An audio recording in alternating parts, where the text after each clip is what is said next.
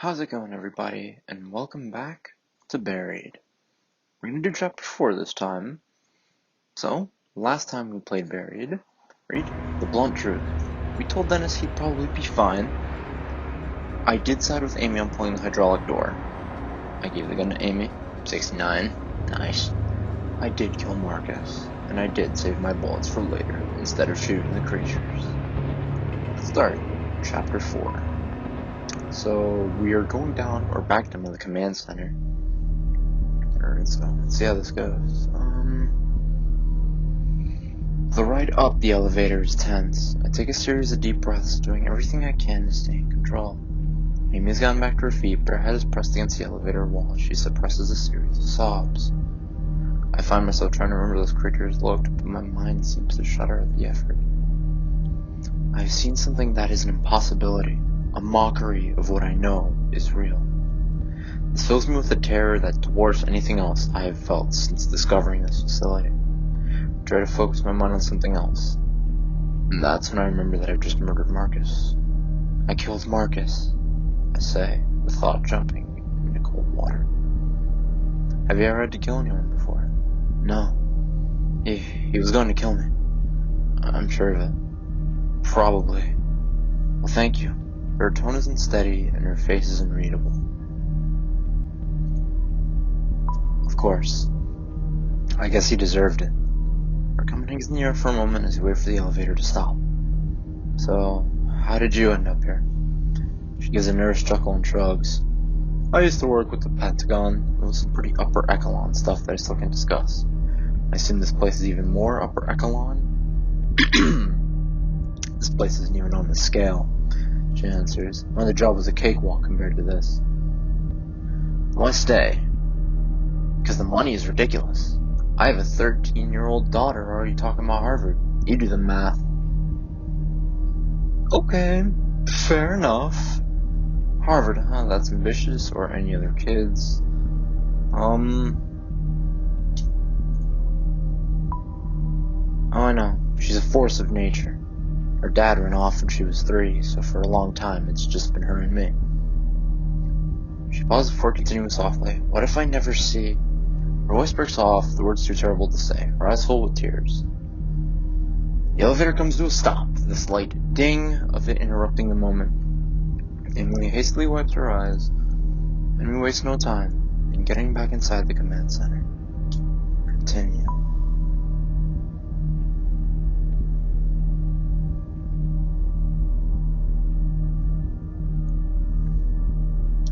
Ready the rifle, suddenly certain that there are more of those creatures waiting for us in the hallway at the second level. But the way is clear, allowing us to haul ass to the command center. Once again, I find myself staring at the screen that shows my ruined worksite. Okay, can't be that hard. Keep peeking over my shoulder, my senses feeling as if the monsters are sneaking up on us, mere inches away. I then think of Dennis and wonder how he's faring back on level 3. Is he safe? I look back to the screens and see that Amy has finally found what she is looking for.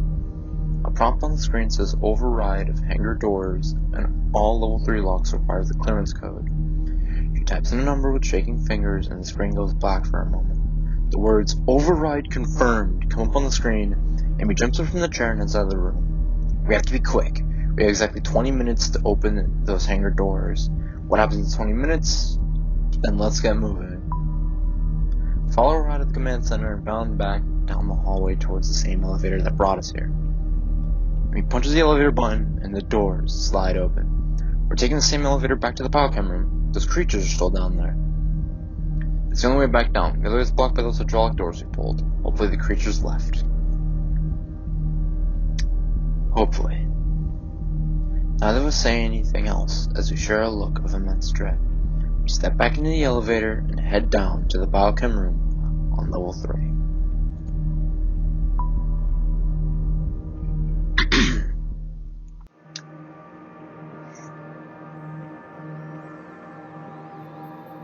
As the elevator doors slide open, we peer out, looking to see if the creatures are still in the area.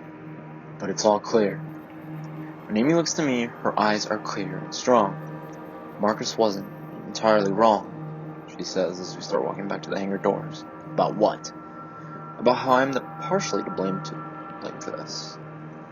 You're right, you are. Why would you be to blame? Some of the things you do here, it's scary. You should have known that one day something like this would have happened. Everyone here with the knowledge of what goes on in Level 3 is to blame. It's a highly advanced research facility, doing amazing risky stuff. So yeah, you're partially to blame just by working here, but I can understand the dedication.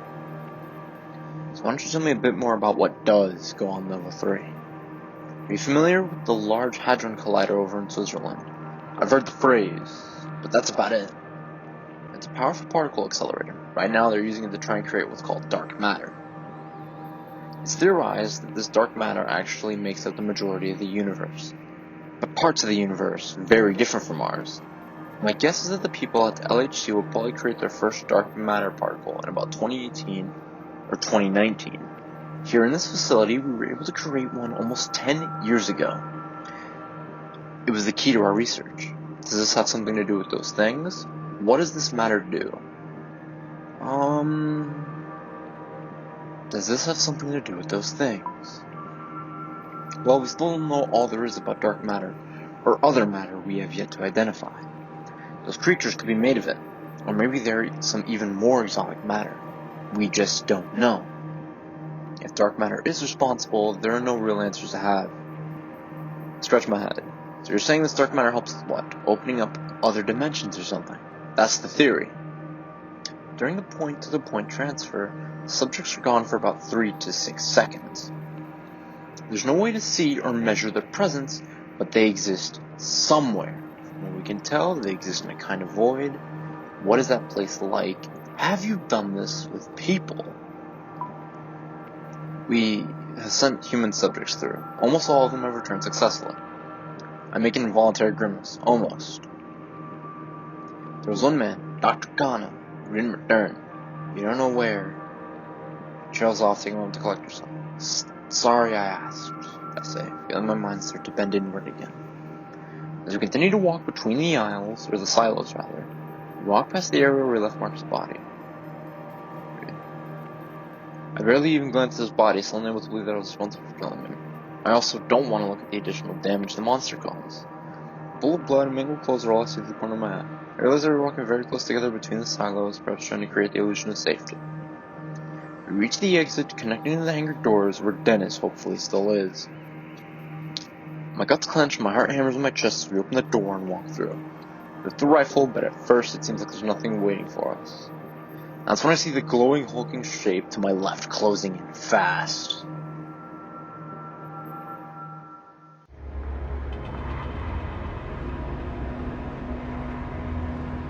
The creature is about 10 feet away and coming in quickly, so I do the first thing that comes to mind. I drop to the ground, make myself a smaller target, and raise the rifle. I'm not sure if I should just unload or try to be choosy and weaken it. At least slow it down.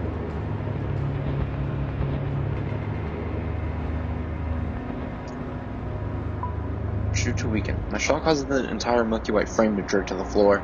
It flounders, ghost-like tentacles writhing with rage as it cries out at me. It seems to turn and jerk away, parts of it appearing and disappearing every few feet. It moves down the hall and out of sight. I'll quickly run for others, but there's only Amy. The little monster with white eyes. Her face is pale, and I wonder if, like me, she's able to feel her mind trying to retreat. Come on, I say. Let's find Dennis and get through these hangar doors. We're already down to 6 minutes. Turning the hangar's door, and I'm a little disgusted myself because the bloody scene that shocked me before now seems mild. Well, whatever.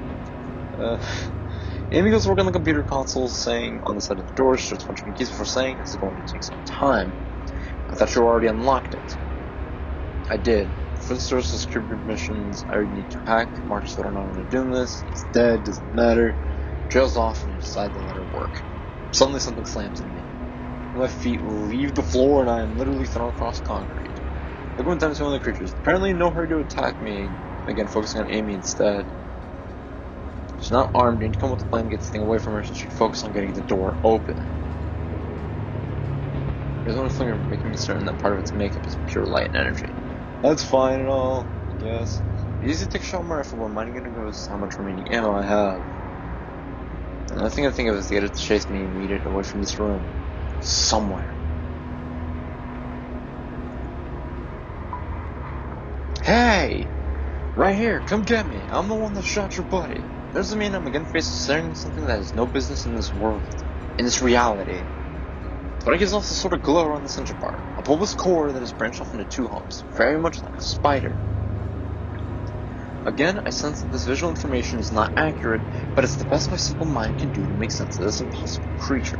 It starts lurching towards me and lets out a shriek of agony that makes my ears feel like they'll explode. Now that I'm sure it's coming after me, I take off running and head into another hallway I haven't been down. I find myself in an industrial-looking area and I'm pleased to find that the monster has followed me through. Continue.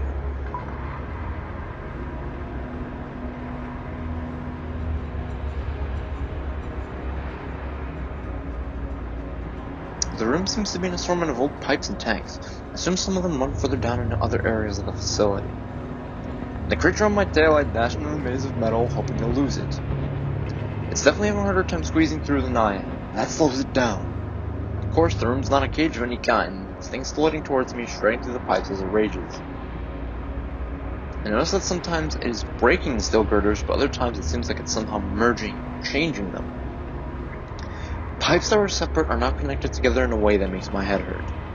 I finally get a good amount of distance between myself and the creature. I think it's lost my trail. I need to get back to those hangar doors. There's not much time before they close shut. If I make a sound, the creature could be on my heels again. Hide and escape quietly. I tried to stay silent, twisting myself through some more pipes and making my way back towards the door I entered through. The creature doesn't seem to pick up on this. I can see it glowing back as I come around. It's at a static stream that makes my insides feel like jelly. I don't even look back. I slide quietly through the rusted obstacle course and tiptoe back to the hangar doors. Continue.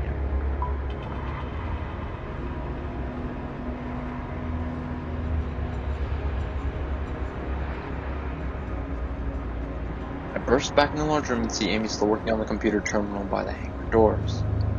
You okay? I ask Amy. I can clearly see her battling for control of her faculties. Still determination wins out and she gives a grim nod. Any sign over Dennis went? Hoping she hasn't noticed his bodies. No. Doesn't let her realize I have no idea how many rounds have been remaining in the rifle. This isn't a model I'm familiar with. Outside of some deer hunting, I'm not much of an expert on firearms. Still, I'm able to look at the chamber easily and see that there are 4 rounds left. Not great, but it could be worse. How are we on time? 2 minutes. I'm going as fast as I can. Elizabeth's focused on the keyboard, but there's still no sign of Dennis. Oh. Okay, I'm okay. Before I have to look around, a screeching sound erupts from the other end of the room. Are you serious? Run up the rifle in the shooter stance and turn around. The hangar door is right behind me. There's no signs of Dennis. Closing window of time. I have to be confident. And when 2 monsters come around the corner, my body wants to shut down. They seem to jump in time and space, reaching out for a split second, independent of the body, then disappearing back to where they came from. It turns and screeches at me, its glowing tentacles snaking out of its body. My knees tremble uncontrollably. Deep breaths, man. Behind me, Amy shrieks. I feel myself losing control, my mind sliding into the abyss of insanity. I pull myself back from the brink. I've got to stay in control.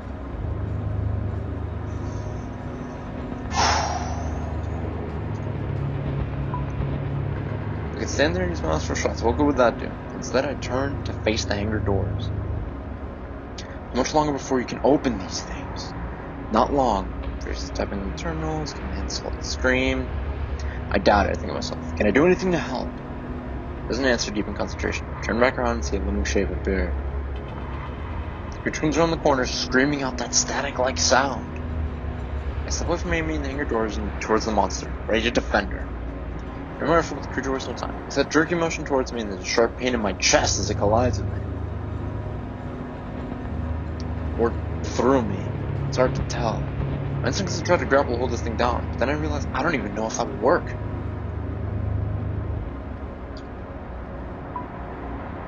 I'd rather not try and learn about the physical nature of this thing right now. I tuck and roll away from it and stand up to face it. I scream of defiance, I raise the rifle and put it around its core. The shot lands dead center and the light inside of it flickers and is violent. It falls back into the wall, shooting a hiss of its telltale static noise, and jerks away and retreats. At least for now. Another terror appears out of nowhere, screaming at me with its high-pitched whine. It bounds forward, charging in a strange, spastic way. in the rifle, intending to take this Newport too. It takes several shots that's still coming at me. As it slams into me, I realize I only have one bullet left. Contact, the wind is knocked out of my lungs, and the back of my head strikes the floor. Neither of these things is alarming as the fact that the beast is on top of me. The exterior is like a she shell that has been pounded by the surf for so long that has lost all edges and ridges. But the grip it tries to capture with me is pure violence. I feel those lights like the punches start to wrap around me. Here's the rifle, knowing I still have one shot left. And the monster's erratic, and one moment I feel weightless, another I feel like I'm going to be crushed. Do it. I push over the rifle to aim, but it's overpowering me. I'm not sure I'd be able to get an effective shot off. If you look over its body, its spider-like shape connected to the rest of it by thin white strings of tissue. Could I grab it? But I don't know where to aim. This thing has already survived for so long. Shoot for the center.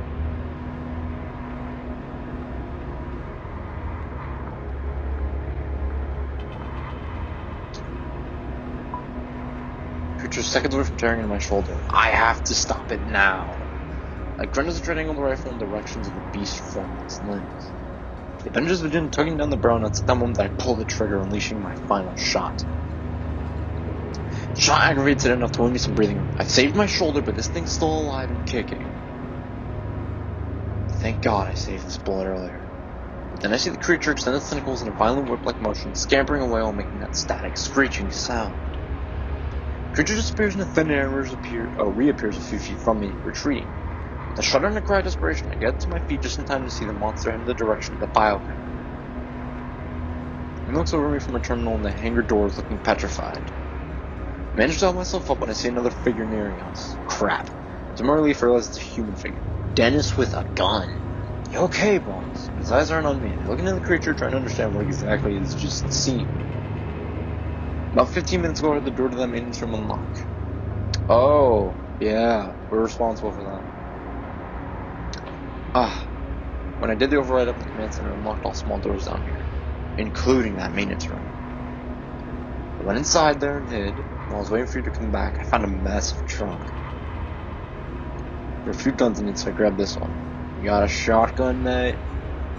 I'm glad you're safe. Thanks, boss. Me too. Great. Now how's that door coming along? It makes a final key press that says done. Doors open with a noise of hydraulics and a whoosh of air. Dennis, Amy, and I come up and head through the doors, moving on nothing more than adrenaline. I see her look longingly at the maintenance room Dennis took the shotgun from. You get into the hangar. I'll get some more firepower. Satisfied with the blend, Amy heads through the door. Scramble inside, finally inside the hangar. Dennis pushed from behind, holding several guns and looked like a kid who just grabbed an armful of Halloween candy. Reaches out for a 9mm with one hand. Dennis turns to me and holds out a shotgun and a handgun for me to choose, and both look deadly. Shotgun looks more powerful, but the handgun will probably be more precise.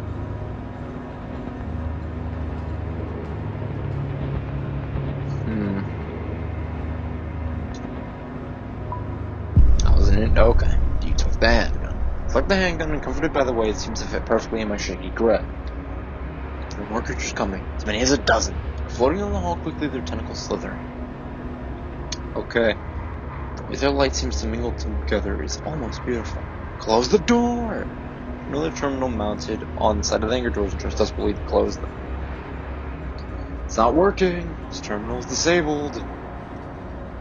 Six open doors, readying himself to shoot the first monster that nears us. We should try to slow a few down, or just run for it. We need to move. I really don't like the idea of it. There's too many.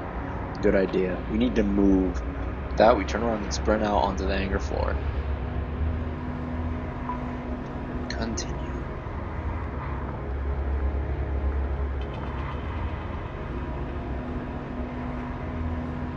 The room is enormous, so large that to call it a room seems silly. The large concrete floor stretches out below a massive, expansive lofted ceiling. The area is mostly empty, except for one side which has rows and rows of metal barrels. Back on the far wall is a lit area that seems to expose more rooms, labs, and machinery. In the far rear of the hangar, I can see some kind of chamber or control center. Dennis and I follow Amy across the hangar floor. Behind us a series of rough, slithering sounds tells us that the creatures have made their way into the hangar. From somewhere up ahead, a loud buzzing noise sounds out.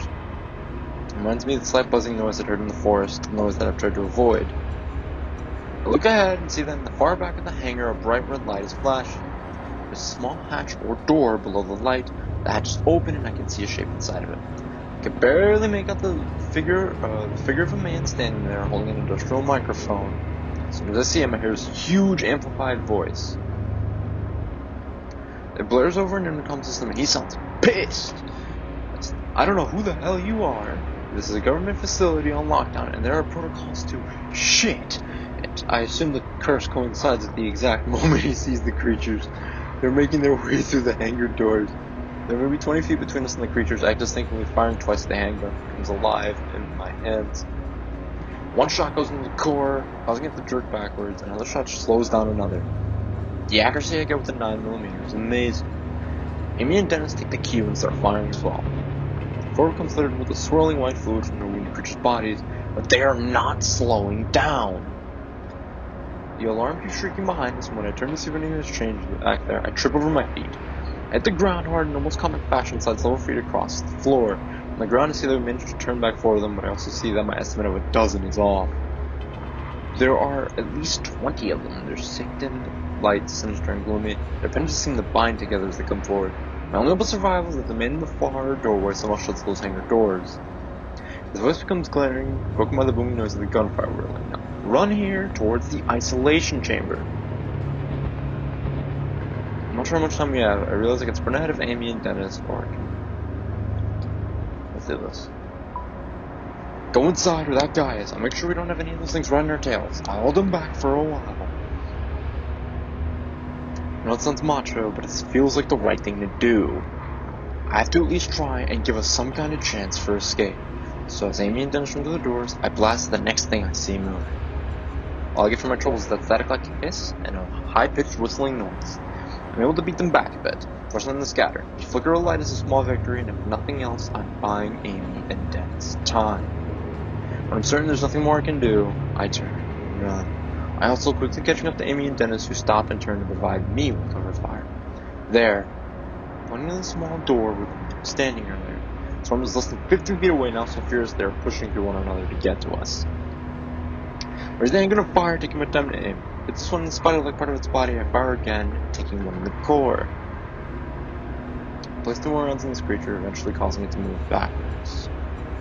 We're in the middle of the hangar floor now, with the isolation chamber ahead and the monsters behind. Beside me, Dennis also fires. The good gun jolts him, probably a result of him being weakened from the blood loss. His shot lands true, though, causing a jerking stumble and a flickering on its light. We're almost in, Amy yells as we get to close to the door we hope will save us.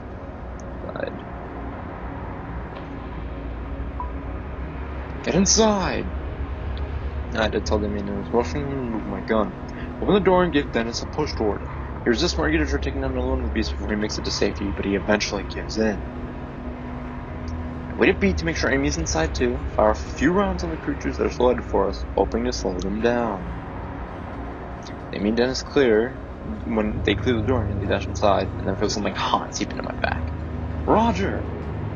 Into my back so much that I barely notice the fact I'm being lifted from the floor. I look down and see that one of the creatures using its flowing arms grabbing by their waist, its tentacles wrapping around me. It's not good. This me in the air as if presenting me as a trophy to its friends. I try to focus, attempting to angle my arm in a way that allowed me to aim the handgun and place a bullet in its body. But it's shaking me so violently, its body parts are appearing and disappearing in a way that makes no sense. Another oddity of its structure. I can literally do nothing more than angle like a rag doll, hoping to be saved. They continue to hoist me up, screeching its approval. Dennis comes back out of the room and fires off a shot. Bullet catches the monster in the underside of the core, sending it backwards and causing it to freeze for a moment. Now, opportunity. Release me and I hit the ground, dropping my gun, and again finding myself unable to breathe. I get a little dizzy, but that fades when I see Dennis is still standing outside of the door. Firing the beast like a madman doesn't see the one who's left, coming in along the edge of the wall.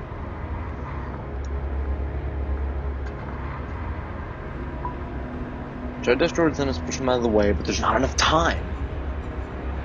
The creature drips out of existence and then reappears right behind him. By the time Dennis turns to see the creature coming, he's already drawn several of its appendages back to strike. Dennis tries to raise his gun, but it's knocked away by one of them. The second tentacle appears and strikes, and Dennis is spun around and thrown off balance by the attack. Dennis catches himself before falling. The tentacle wraps around Dennis's forearms, and I can see it squeeze, tightening instantly. The vivid tendrils passes clear through his hands, blood-soaked tip poking out through his palm. Uh-oh. Dennis' face grimaces with the pain as he tries to wrench his arm free, but the creature's tentacle has his hand speared like a nail through wood. In a moment of dark clarity, I realize I can free him with a clean shot at the monster's tentacle. But it will likely mean blowing Dennis's hand off. Dennis, can you get free? I have a shot. Maybe. No! Don't shoot, I can get free. He's injured, and he's stuck. I can't tell if he's right, but the other monster's starting in a circle. I need to act fast. Oh no. Is he gonna die if I don't?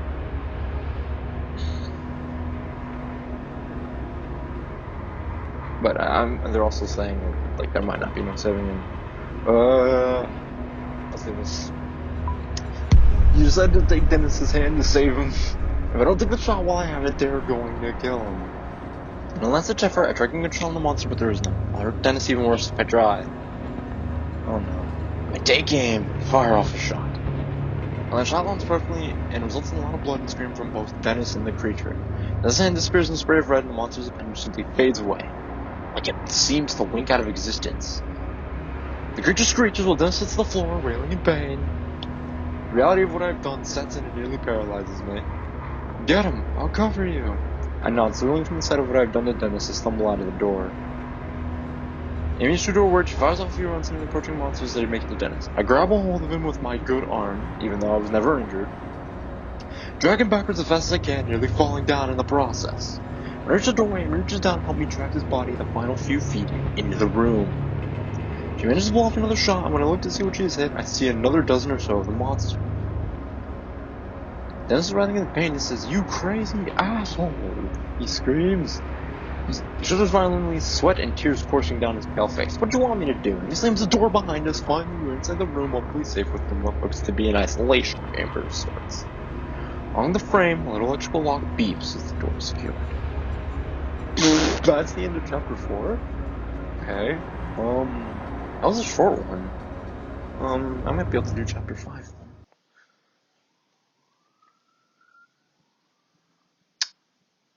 Self-control. I shot to weaken, not to kill the creature. Keep them at bay. I distracted the creature instead of shooting it. Weapon of choice. I took the handgun instead of the shotgun. Judgment call. I disobeyed Dennis's wishes to not shoot, causing him to lose his hand.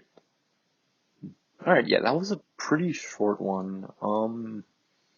We've been recording for 28 minutes.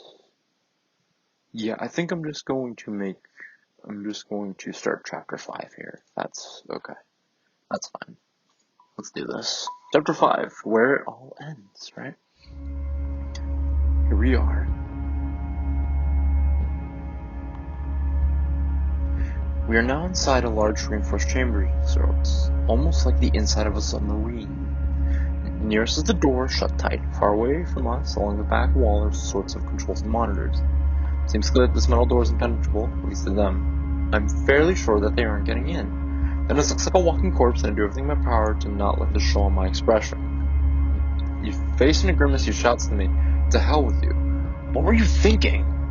Blood pools on the floor wherever he holds his arm. I say nothing. It's all too much. My brain feels like killing. We need to get him some help or he's going to bleed to death. We're interrupted by a man's voice booming behind us. "Just what in the hell do you think you're doing?" An older man seems to exude power and authority. He also looks tired and scared. I assume this is Barksdale. He walks over to us from the back recess of the chamber. We didn't have a choice. We had to... Did you override the locks on the hangar doors?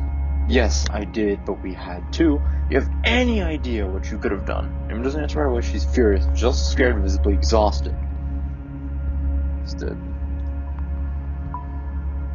I just want to question Amy, preferring a man from her rather than whoever this is. This man is break eye contact with Amy. Colonel Barksdale. He runs the place. Look, Barksdale, you can berate me and lecture me all you want when this mess is over. Right now, I have a wounded civilian here, and as you can see, several entities trying to get into this room. So if you could actually do something instead of sitting on your throne and yelling at me, that would be great. I'm impressed by our guts and wonder if there's some sort of beef between the two of them. Surely working in a place like this could cause some stress and tension between people. What is this, Grey's Anatomy? We wait, I notice the small people in the door. I go to it and look out to the thing. They're just looking for a way in, but finding no success. Wonder if they can somehow sense or see me through the door. Look, I'm a bird. Yeah, can't help myself hold up my middle finger to one smile. I get a blush. You'll be reprimanded for speaking to me in such a way. Barcel's his name. Reprimand me all you want. I'd like to survive this first. Cover your ears. Fine. Stay put until you hear back from me. Thank you. Amy says with fire in her voice. She turns to me and better do what the man says. Fine. That man's told me just intended to protect my hearing from a deafening blast. I'm still bleeding, and the sudden movement to cover my ears makes me feel dizzy. Dennis clumsily covers one ear with his hand and one ear with his bandaged arm. When I see the shape he's in, I get myself in check. Compared to Dennis, I'm in tip-top shape. I did that. I took the shot that took his hand off. I need to make all of that mean something. More bursts of loud explosive noise start ringing out. I see the core of one of the beasts explode. Vanishes in a puff of smoke and clear liquid. Then on my left, I see Barcelona's shooting stance at the far side of the room. He's firing through a small slit in the wall. He's using some kind of high-powered weapon, the likes of which I've never seen. You see some slight movement as the gun kicks, accompanied by the flicker of white light. Immediately, another monster is down, his tentacles flailing around aimlessly as most of its cords is torn through. I instantly feel gratitude and immense satisfaction knowing that they're being picked off in such a way. Sit down and rest. Slide down against the door and simply wait, listening to the occasional patter of what I assume is their blood on the wall.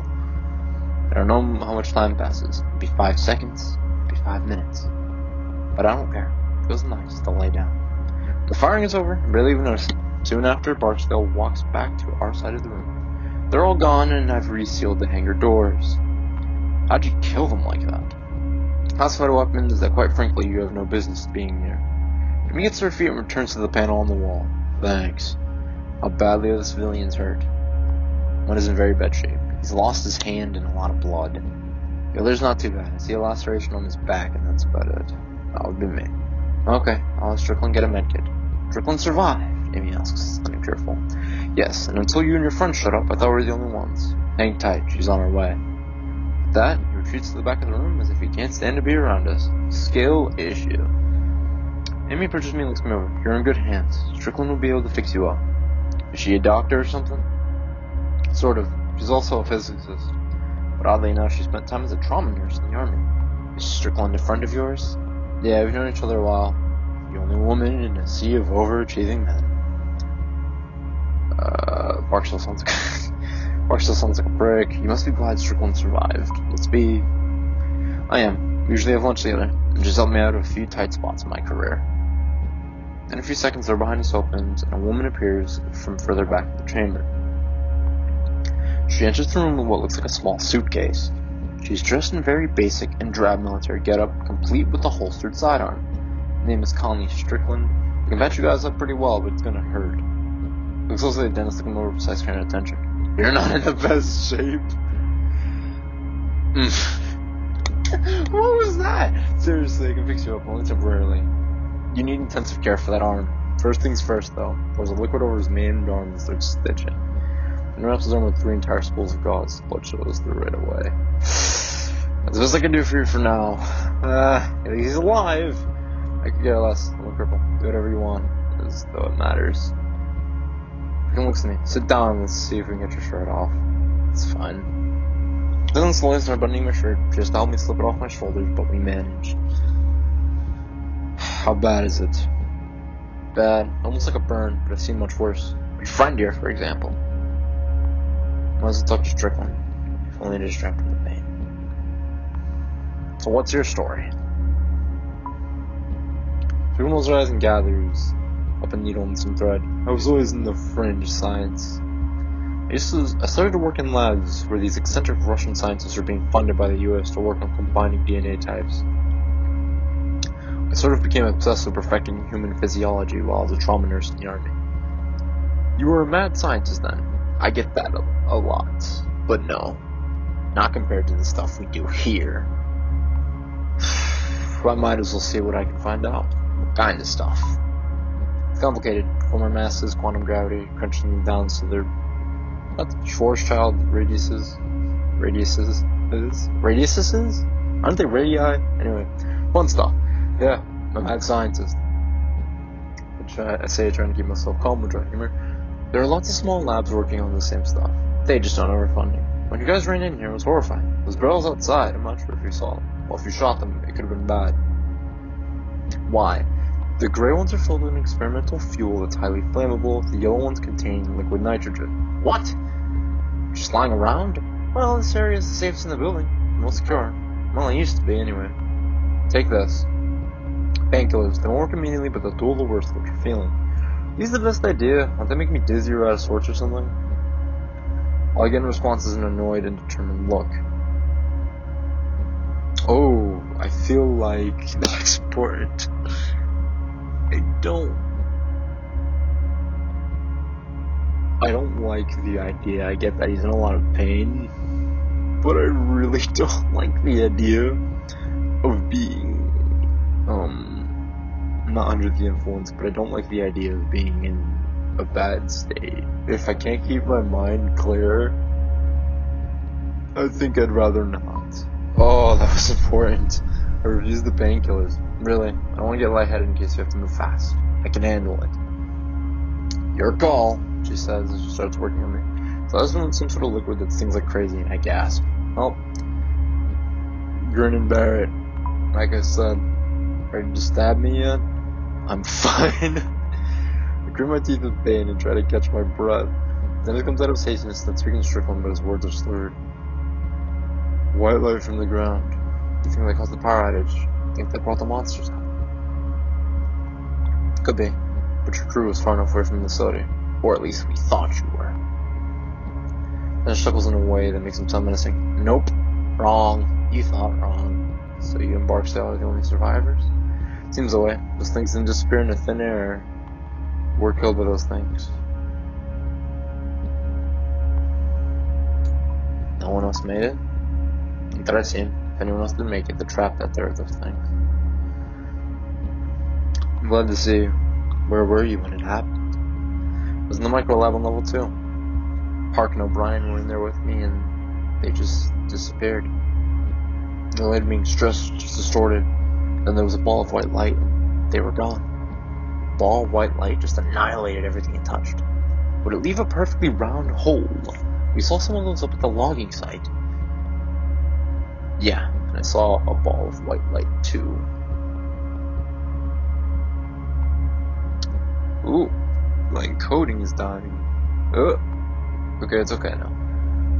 Let's see. I saw a ball of white light too. That was probably the same phenomenon. He looks at the ground. Where did they go? We don't know. Could be an infinite number of different dimensions, or even some dimensions that merge and mix together. It could also be a place that exists between dimensions. Barksdale calls it the void. How is that possible? I'd call it dead. Yeah, I'd call it dead. No, he taps on the heart rate, blood pressure, and breathing of all of our rats and human test subjects. I really think after that time, they're still very much alive. So whoever is actually not dead was sent somewhere they're still alive. Finally, she says, you're good to go. Looks over down one more time. He doesn't do much to stir when she rechecks for work. He's already having to remove the gauze on his wrist as the snow through the blood. The wound looks like it's starting to clot, so that's good at least. He's at the floor as Strickland does what she can. Will he make it? I'm not a doctor, not really. Based on what I do know, I'd say it's about 50-50 right now. Could be worse. So have you and Barksdale been able to contain all those creatures? Contain? Are you nuts? Do you not know what's happening? What do you mean what's happening, other than the initial experiment failure? Oh no, don't tell me this is like just a little portal open or something. Now it's becoming more and more numerous, farther from the source. What anomalies further from the source? Like the logging site? location of the original experiment, like the logging site. The experiment caused the restore to open, but it set off a chain reaction. They're getting momentum along geodesics emanating from the facility. It's these pockets of exotic matter and negative energy that are letting these things in. What the hell does that mean? Dennis asks. It means, Amy chimes in, that these doorways and monsters are starting to appear all over the facility, maybe even the surface. Not yet, luckily, but the doors will start appearing on the surface, and it won't stop there. Anomaly's reach could extend infinitely as far as we know. These entities will appear on the surface, in other states, other countries. Holy shit. You mean the world is going to be overrun? Our Vascar is ready to believe anything, but this is almost too much. Unfortunately, yes. My god. Isn't there anything we can do? There is a last resort. I was darting over to Barksdale at the back of the room. There's an emergency failsafe switch. What? I've never heard of that. Where? You weren't cleared for it. And that switch is a way to stop this. Yes.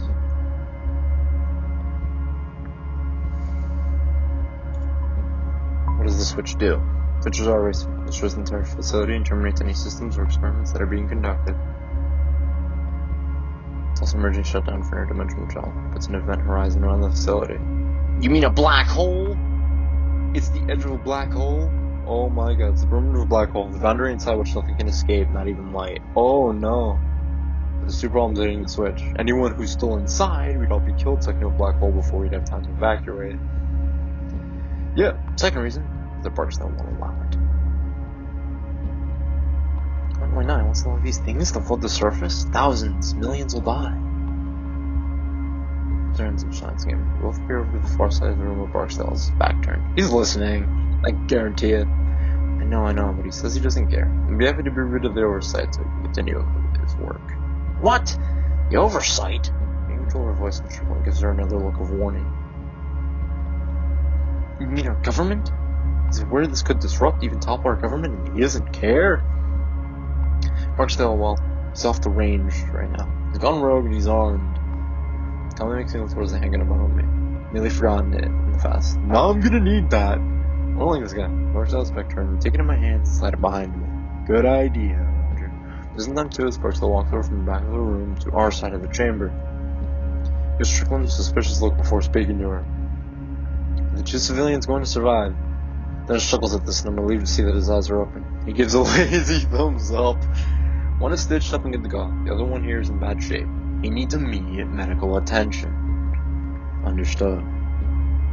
Amy, it's quite nice to see that you have survived. Were there any others?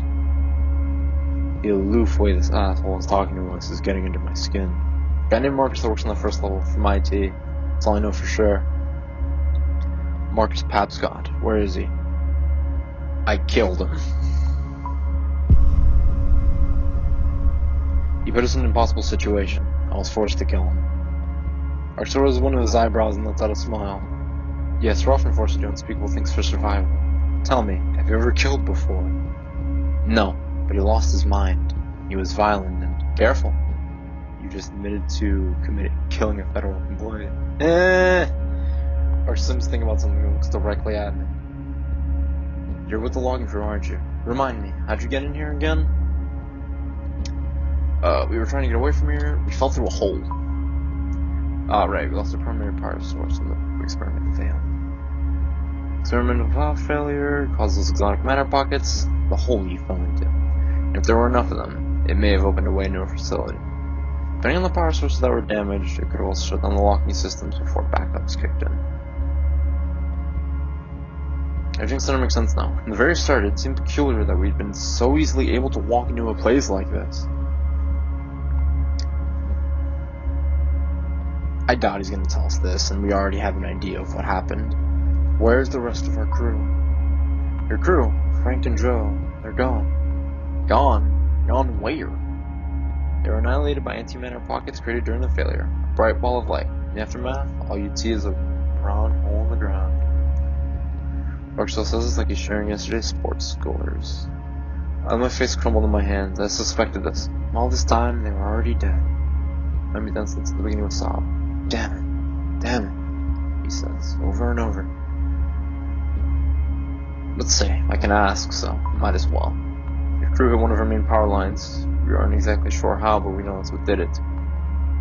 You're trying to blame this all on me? The timing was unfortunate.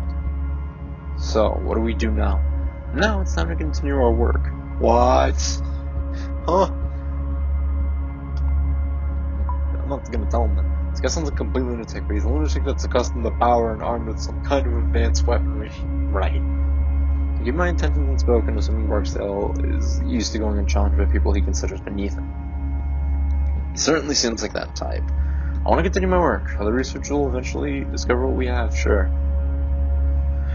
But I want it to be me. This is my laboratory. These are my experiments. The work I've led here will earn me my place in history. Quite frankly, I don't need to explain it to you. On the surface, they'll struggle to defend themselves since they don't know what they're dealing with. I have the necessary weapons. In a few months, who knows? Maybe they'll decide the world's ready for me to help them. And we'll go from there. He comes back to us and says this, walking to the far side of a chamber like we're some kind of distraction. Amy takes the opportunity to whisper to us. When he did that switch, the only option. What he's saying is murder, treason, genocide. He looks over Strickland for support, trailing off. Strickland looks at the ground and clears him. She won't look anyone in the eye and makes an effort not to look at Barksdale. She seems distracted with whatever instruments is studying on the far side of the room. It's a moment I realize my body feels like a bomb went off inside me. Maybe those painkillers wouldn't have been so bad. We'll see about that later. Even if we just said they weren't a good switch, Barksdale won't allow us.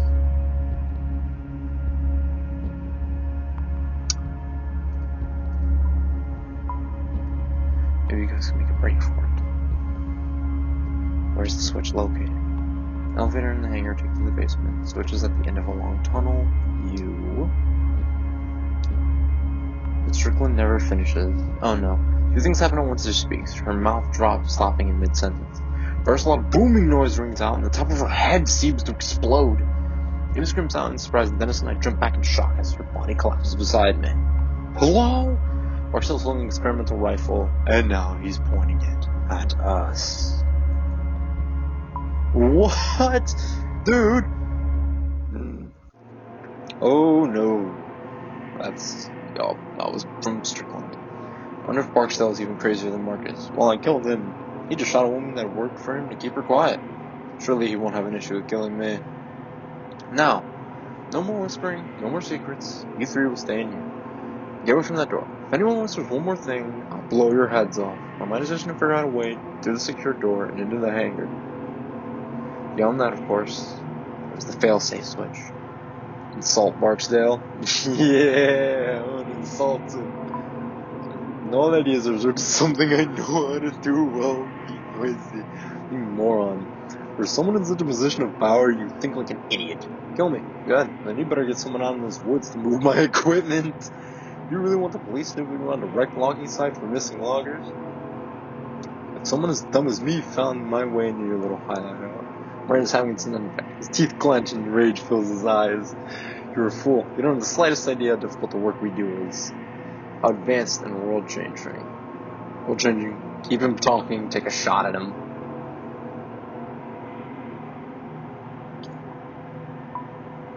You scientists think you're so smart, but you have no more common sense. All the knowledge in the world is useless if you have no moral compass.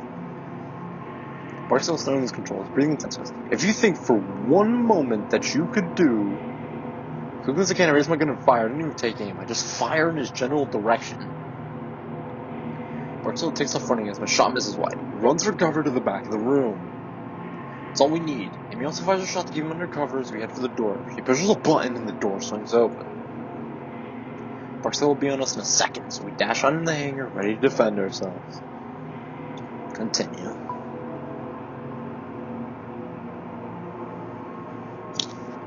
Oh, this is different. Okay. Let's see. All three of us run as fast as we can through the rows of barrels. Right away, though, Barksdale's fire separates us. Air shot nearby as I dive down and realize that neither Dennis nor Amy is with me. Hear me cry out from elsewhere in the barrels.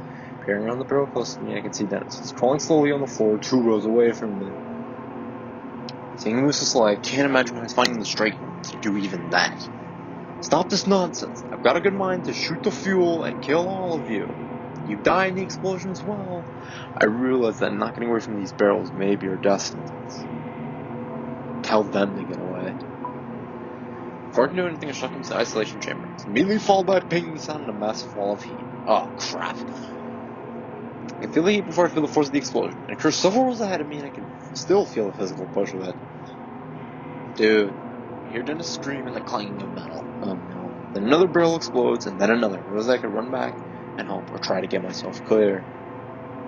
I might have enough time to do either before the next round of eruptions. What the hell should I do? If we leave them, they'll die. You decide to run back into the flames help. They will die. My instinct to help overcomes my instinct to survive. If I don't help them now, the exploding barrels will leave Dennis and Amy as good as dead. I turn and start heading their way, but I'm not quick enough. Another barrel blows up between us and throws me back across the hangar floor. My face and arms scream with the unimaginable pain of deep burns as I am lifted from the ground and tossed forward by the explosion. I slowly muscle myself up off the ground, just trying to regain my footing. My entire body feels sore, begging me to just stop. When I look around for Dennis and Amy, the scene is not promising. Neither of them seems to be able to move on their own. Dennis is lying flat on his face, unmoving. He's about 20 feet away from him. She's wailing in pain and clutching her leg. Behind them, I can see Barstow looking for a shot through the fire and evaporated liquid nitrogen. Fire a single shot just to get them to duck back down. I look back up to Dennis and Amy and see the fire nearing the fuel barrels. They're gonna blow up. I can keep Barstow pinned down long enough to pick them up one by one and help them back to the elevators. But more barrels could blow any moment. I might only have time to save one of them. Just to help Amy first. She is a kid, y'all. I take a deep breath and sprint back out to the open among the flames and the heat. Right away I start taking blind shots at Barstow. He fires back only one, and the shot goes off into the glowing fire on me. You missed! I take one more shot and then reach out for Amy. She's coughing, looks dazed. Her leg has been burned and scraped badly. You okay? She only nods as I help her to her feet, the fire looking up around us. I help her towards the elevator, narrowly avoiding the fire and hot death. Somewhere through the smoke, Barstow shoots in the flames. It's on a shot off around the corner where the elevator waits. Amy leans against the wall, gasping for breath. Drenched in sweat and feeling I've just escaped the furnace, I know I have to try and get Dennis as well. Wheel around, gun him to smoke and head back out. I only get a single step before I see Dennis slowly getting to his feet. I wasn't about to call out to him, but another explosion right beside him cuts me off. He's engulfed in flames, it's over. I scream running out for him, but Barksdale is firing at me again.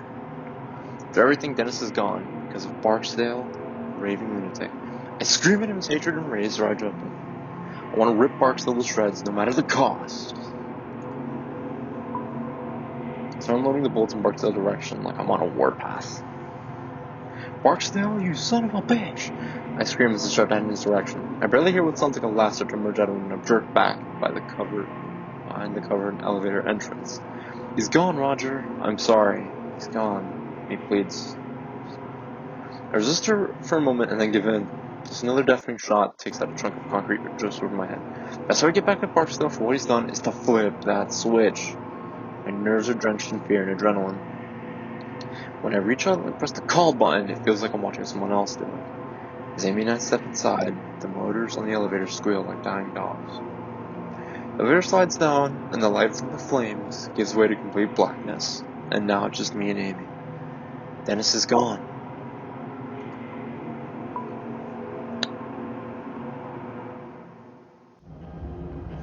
I don't know. I feel bad for Dennis, but well, I don't know. I lose track of how long the elevator descends. It's hard to tell due to the lack of lighting, but it must go another 500 feet underground. The elevator comes to a stop with a shuddering clang, and I waste my time exiting. The tunnel stretches out with sparks white bulbs leading the way. Most of the wall is made of raw earth and rock, but there are boards and concrete slathered in areas used to reinforce the tunnel. See a warning sign posted on the wall. I want to read it, but there's not much time. Let's read the notice on the wall. Oh, that was a waste. Trespass, I don't care. Absolutely no exceptions. Well, glad we got that out of the way. Now that everyone is dead. How stupid was I to turn on those painkillers? Just claustrophobia, the is not high at all, barely enough room. Sure the best, because the leg is currently, clearly. She's soaked in blood and helping the fall. I don't think I can go any further. Sit down. I'll be back. There's no sense in chancing further injury to your leg. She nods and helps her down. She shudders in pain and eases to the sitting position on the floor. Thanks. So it should be at the end of the stall if Strickland was right. Look up when I see this. It's fine, Roger. Claustrophobia. Still, it's much better than facing the monsters above me. Wonder then, where they came from? Is the portal still open? It's almost completely dark. I'll be gun on one hand and reach out to touch the wall with the other. It's the only real world. For a little while longer, at least. I recognize that I'm marching to my end. As much as I wish I weren't, it's not surprising. From the moment I saw what those creatures could do to time and space, at least the part of me knew death was inevitable.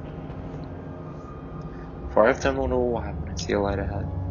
Nothing but unspeakable light in the darkness. It's like a lighthouse in a stormy sea. As I walk forward, my string to focus on the little light ahead. The more ahead, I start to something that sounds like water. It's trickling lightly like a leaky faucet. And beyond that, there's something that sounds like a wind, a light breeze through an open field, and a voice. I'll swear, the sounds might have been pleasant, but here in the blackness of the tunnel, they're menacing. I don't make a sound, instead trying to make sense of what's going on around me. I cock my head, trying to concentrate, and then realize I can see the tunnel walls now. This is odd, as I didn't see them a few seconds ago. This is different from the blue light at the end of the tunnel. And then I see the slight shimmering in there. It looks like the foggy mirror steamed over a shower. It's moving, dancing in the air like some kind of abstract firefly. It's not menacing like the creatures, the threat is null. It's peaceful, serene. Watch the shimmer branch sound that becomes 2, then 3, then 4, staying in a different direction, tracing the tunnel walls. Are these shimmers doors to another dimension Strickland was talking about? Suddenly I'm struck by a light above and below me, realizing no avoiding it. The question is, how am I going through?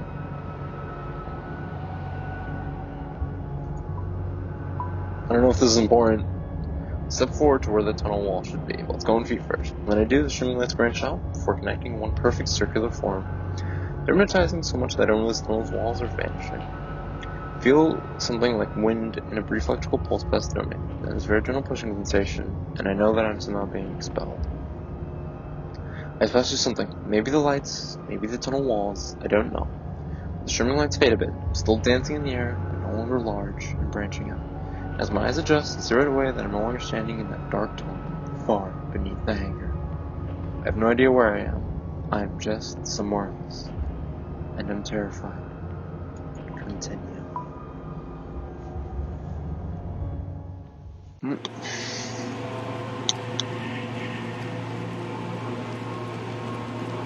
ground I land on is like hot coals. There are dips and many cliffs breaking the landscape ahead of me.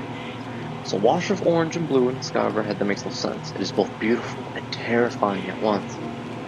A scattering of stars hang overhead and all seem to be breathing, pulsing with a gentle energy, as if alive.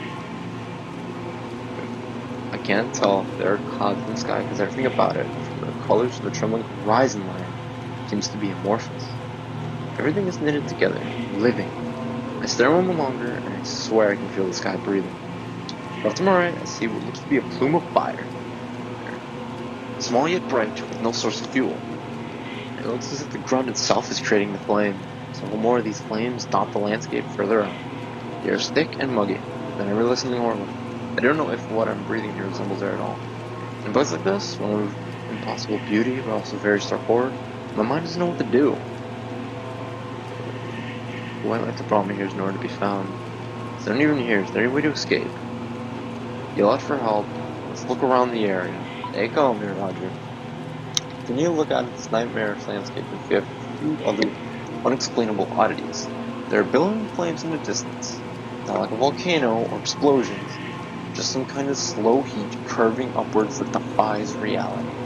This analogy seems even more fitting when I see the thin vein-like roots of the fire twisting into the ground and then darting back out in all directions. I get that sick feeling again in my gun. It doesn't remind me to need something to focus on. It's then that I hear that voice. It's faint, distant. Turning here, coming out of the massive crevices. Inside that crack looks like a very pale man lies on the ledge. This human but looks close to death. The center of electrical blood in his left leg has been twisted and torn in an unnatural way. As I walk to the ledge, he looks up and sees me. Help me. Please. His eyes are wide, although everything about him speaks of weakness. He's close to death or insanity, or both. Who are you? I'm Dr. Kana. I work in the facility. Please help. I want to know more, but it seems cool to still looks like his last breath just to answer my questions. I'd love to, but I don't know where the hell I am or how to get back home. The light, it's a door. It might take you back to the facility. might. There's no way to know where the door is taking me. We stuck in another world or between worlds. But it's the only way out of here. This one won't help. There's no way I can reach him. His ledge is too far away. Above the pools of fire. I don't think I can get to you. No, that's not what I meant. His eyes are on the handgun that I almost forgot I'm still holding. He wants me to shoot him. He knows what he wants. I can't. I can't do that. Please, those things. They have the others that came here with me. I got dropped along the way. They'll be back. They'll be back and they'll kill me. That will be quicker, less painful. I can't. Please, look at my damn leg. I'm dead anyway. I'm about to refuse him again when I hear an all too familiar static sound from another crevice behind him. And no one else sure knows much when the monster gets. Oh no. We have to make a mercy kill choice. 2 more than 3rd and 5 and 10. Oh no. This one was count as what? I suddenly understand the man's reasoning. A bullet would be mercy. Particularly on I only have 1 round. I'm using this guy, but I may need it for myself later. No. God, please. No. Oh. Okay. Okay. Yeah.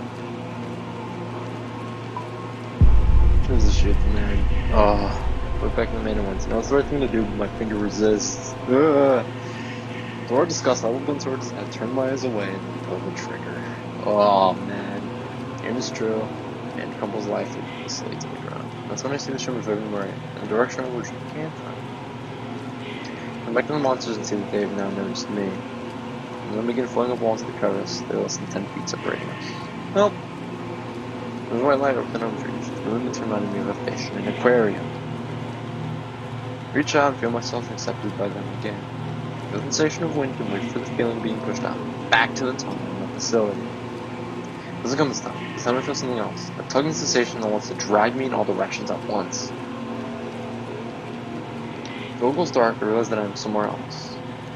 And it is not the darkness of the tunnel. This is the darkness of a total void.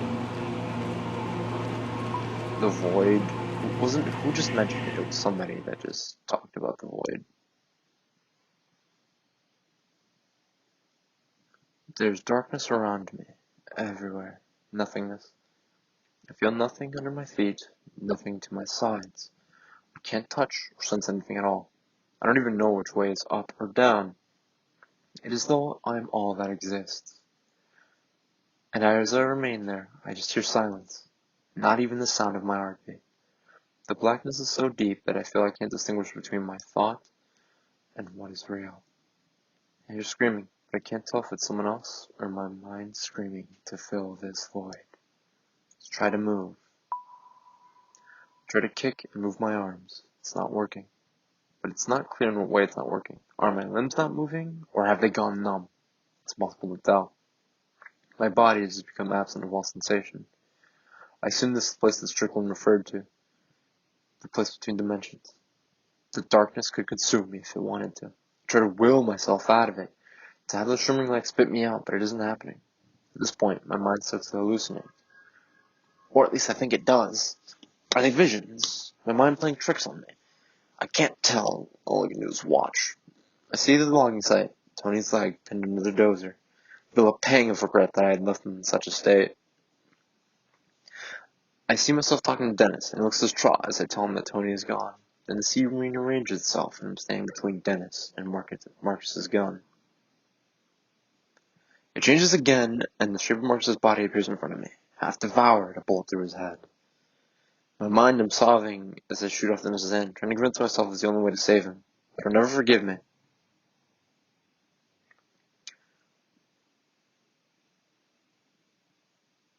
Oh my god, I'm sorry, what the hell? I try to let out a scream as Amy and I watch Dennis get blown apart by Marcus's rifle, but there's still no sound. And just when I feel like I can't take any more of this, I see that man in a strange world, begging for death. I watch as I take his life, just before those beasts reach him. All these things are flooding my mind, and it feels like my brain is vomiting. In the midst of it all, I see what's really important, the switch. In my mind's eye, I see that glowing light in the tunnel, to one far ahead, small and distant. Let's take a deep breath. I can't understand how I can do anything in this place, so I just try to embrace it and empty my mind. The light that brought me here is back. It's becoming brighter, shining through with an image of the tunnel. With that, I feel the wind again, a light breeze that seems to come from everywhere. With a leaf that I can only imagine feels like death, I move forward. Continue. And we're back. I'm ejected from the void and I'm suddenly standing in the tunnel again. I uttered a wail of triumph that turns into a bout of weeping. Weeping only intensifies when I see that light up ahead, a flickering blue light. Someone behind me, I hear a crackling noise. I think they've maybe done that way, by the elevator. Have they reached her? There's no way I can find out. For now, I have to keep on with my plan. Besides, if it works, we're all gone anyway. I think I can listen to get a bird reading there, or I can just make a break for it. Let's try to listen. If I'm just listening, I can only figure out how far away they are. But the sound carries strangely done. Right now, that static makes it seem like they're about 30 yards away. Then nuts. But my time is running out, and as fast as my aching, confused body will allow, and straight for the blue light. As I run, I see a different light, a white one flickering in my peripheral vision. Oh no. Got a little no shimmers. It feels like they're appearing and disappearing with more frequency now. Strickland's right, this thing's reach the surface soon, unleashing more monsters. This thought makes me refocus. The man-made light. The switch. The light gets closer, and as it does, it can make a square shape around it. This has to be it. A familiar static stream of monsters much closer now. I have to be quick. I grip the gun tightly, regretting my decision to use that last bullet on the man in the other world. I don't, but I understand. Looks like all I'll be using this for is as a bludgeon. I run in the darkness, my eyes locked on the switch that I assume is going to kill not only the creatures, but myself as well. As I approach, I see the lever. It's covered by a glass box that I will need to break. It is directly beneath this, having a series of tubes and wires that will snake into the inner workings of the device. In the middle of it is blackness, not like a darkly colored part machine, but just a hole in reality. It looks like some sort of illusion. All the while, I can notice that creatures coming up dangerously close now. I have no idea how much time I have. Smash the glass. Drop back in stock and smash the glass box that houses the lever. The glass shattering is like music in my ears, reaching for the lever, my hand grasping it. Without warning, filaments pain coursing my body, it feels like fire racing on my back, causing me to fall on one knee in agony. Not again! There's only one of them that I can see. Blasts horrible static noise at me as I ready my gun. No bullets left, I get ready to use it as a club. I try to strike. Monster bats the gun away, warping into an S shape. It falls up by swinging its appendage at me. Gotta move! I think of its touch forcing me back inside of the cavern, my face striking the wall hard. My jaw crunches and I feel a shape of pain encompass my head. Then the creature is upon me again. Tentacles melt into me, and as I scream, I can't help it. I sound like a wild animal. I can try to keep fending them off, or I can go for broke and just focus on the lever. Creatures be damned. I mean, we're all just gonna vanish. It's like 5 months passed, so, alright, if anybody remembers that reference. Spring for the lever. With all my strength in my legs, the moment the monster in front of me draws back its like arms to grab me, I pivot backwards, my back strikes the machine, sending agony rocketing through my body. I'm so thankful I broke the glass for this moment, before the coming violence. I stretch out and grab the level, one last desperate scream that stirs my voice, I jam it down. Suddenly filled with a flash of intense darkness. I expands from the switch, swallowing the matter around it. At first, I'm sure it's the enemy. I expect the darkness to consume me, followed by death. Then another shimmer of dancing white light appears next to me. And there are more of those streams of light, rips in space like the ones that previously sent me to that other ungodly world, and the void. Nothing else to do but die. I escape into the shimmer. When the stream of light envelops me, the expanding darkness of the switch is gone, and I feel a huge push. Continue. Whoa. What the hell? Okay, that's really cool. My body feels stretched, collapsing, like I'm falling in all directions at once. It goes white, and then there are pinpoints of stars everywhere. One of them breezes directly by my right, and I see something that looks like a spiral galaxy distorted in its folds. To my right, I see an endless stretch of stars and gas clouds, forming some galactic architecture. But beyond the immeasurable beauty, I notice something. I'm seeing the same star patterns over and over. They're repeating like reflections in an endless mirror. Are these different versions of the same galaxies? The same realities? To my left, I see a calm blue world and can barely make out trees. Familiar Kentucky trees that have been around for the last few weeks. To my right, I see a copy, an orange world, and there are trees there as well. But something is strange, disturbing. If I can direct myself, it's worth trying. Try to head to the blue world. Ooh, okay, but, like, this is so cool. What the hell? Okay, Robert Frost has the poem Fire and Ice, or it's like some say the world will end in fire, and some say in ice. And in the poem, he said, from what he tastes the desire, he holds those who favor fire.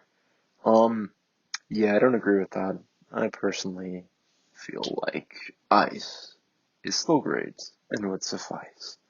I'm going back to the blue world. You decided to head to the blue world. Try to focus my mind heading towards the blue world, not knowing what to expect. The breath escapes me for a moment, everything is dark and peaceful, and nothing hurts. Okay. And oh my god, it comes full circle. Okay, we're back here. With breath back inside my body, I gasp and open my eyes. I'm back at the logging site. How? I'm not sure. Did the shimmers react with an implosion of the switch? Some other accident? I have no idea. I step right away and become instantly dizzy. Amy, I say. There isn't anything that should survive whatever happened in that tunnel, but there's some sort of certainty that gets me to my feet. I wonder if I'm somehow back in time before we found the facility. What happens next makes me realize that can't be true. I start walking forward to feel the tremor in the ground. Somewhere off in the distance, I hear a metallic groan. There it goes. Buried facility. It's being ripped apart into the ground by the activation of the switch. Trees are splintering and falling to the east, and I can see them going down like abstract dominoes. There's nowhere barks they'll survive. Good riddance. So I have to walk away in the opposite direction of the falling trees. But then I hear a scream, a woman's scream. Then I can see a stumbling figure. It's Amy, and she looks like a ghost. How's she here? Did she fall into one of the shimmers as well? I decide I don't care and run to her. Throw my arm under her armpit to hook her to me as we head back to the logging site. Are you okay? I ask. Amy can only nod through her tears. I look at the area of the facility toward the woods apart and see a large plume of smoke rising into the air.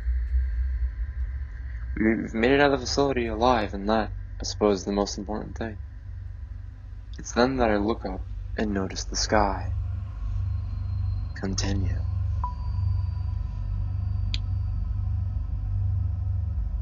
And it's back where we started. The sky is beautiful and familiar, unobstructed by the trees that had been standing several minutes ago.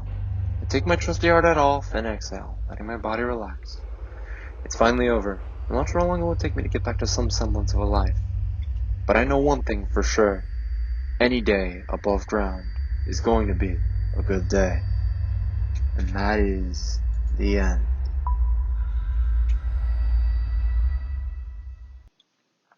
And this is where my choices are, I imagine. Tough it out. I didn't take the painkillers. Who survives? You and 67% of players chose to save Amy instead of Dennis. Mercy. I mercifully killed the man who asked for death. Going home, I headed towards the blue world and went home. The end. So what is this? If you'd like to tell, maybe sometime that's really cool. Thanks again, and you can restart the game from here. Oh man. Okay, well that is, now that the game said, you saw what the game said, that is the end of Buried. I really do love that game. Right? It just does such a good job at telling a story despite, it not being the most visually, I don't know how to describe it, but obviously, like, there's no animation, there's no nothing, it's a lot of text, a lot of reading, but I love that kind of game, it's amazing. It was a really fun game. I think it's like $4 on Steam, so if you want to check it out, I guess I'll have to, like, I probably should have done this with the first 3 parts, but I'll have to put, like, a link in the description for the game or something. Definitely worth playing yourself, and, maybe you'll save Dennis, maybe you won't. I don't know if, like, they can both die or what happens, but, yeah, it was a lot of fun. That's gonna be all I got. I'm recording this the same day I recorded, chapter 3, but I'll probably set this to, like, upload tomorrow or something. I don't know. This video has gone on for an hour and 15 minutes, so that's gonna be all I've got, so stay smart, stay safe. I'll see you all later next time, and, it's almost Christmas, y'all. Stay cozy, and I'm gonna probably try and drop a Mario 64 video before, or maybe I'll drop it on Christmas. I have no idea. But either way, stay cozy, and I'll see you all later. Bye, everyone.